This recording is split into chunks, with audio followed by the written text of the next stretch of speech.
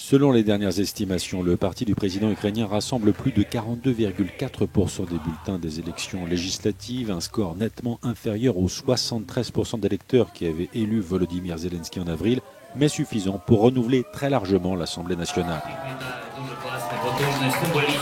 Félicitations pour ce fantastique résultat. 73% aurait été mieux, mais nous sommes reconnaissants.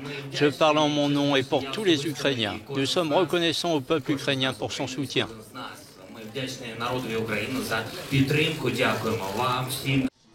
3 mois après l'élection de l'acteur Volodymyr Zelensky à la présidence, l'ambiance est à nouveau à la fête ici, à Kiev, au QG du parti serviteur du peuple. Le parti célèbre les avancées gagnées au Parlement, mais ne révèle pas encore qui occupera les postes clés. Dès dimanche soir, Volodymyr Zelensky a réitéré au siège de son parti ses priorités. Avant tout, mettre un terme à la guerre avec les séparatistes pro-russes du Donbass qui a fait plus de 13 000 morts en 5 ans et par ailleurs poursuivre la lutte contre la corruption. Nous maintenons notre ligne pro-européenne. Nous devons annuler la loi sur l'immunité des députés, renouveler le gouvernement et proposer une loi sur le processus de destitution du président.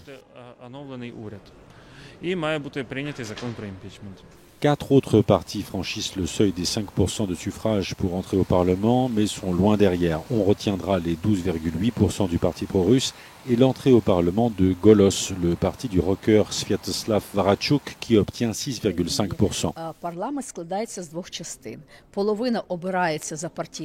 En Ukraine, les députés sont élus selon 2 modes de scrutin. La moitié à la proportionnelle sont issus des listes des partis, l'autre au scrutin est majoritaire dans les circonscriptions.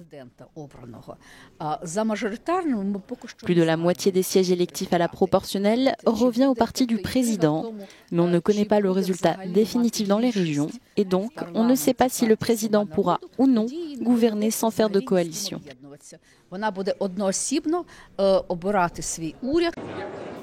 Selon les projections des médias ukrainiens qui se basent sur des résultats partiels, le parti du président Volodymyr Zelensky serait en position de gouverner seul avec un parlement dont la large majorité sera constituée de nouveaux visages.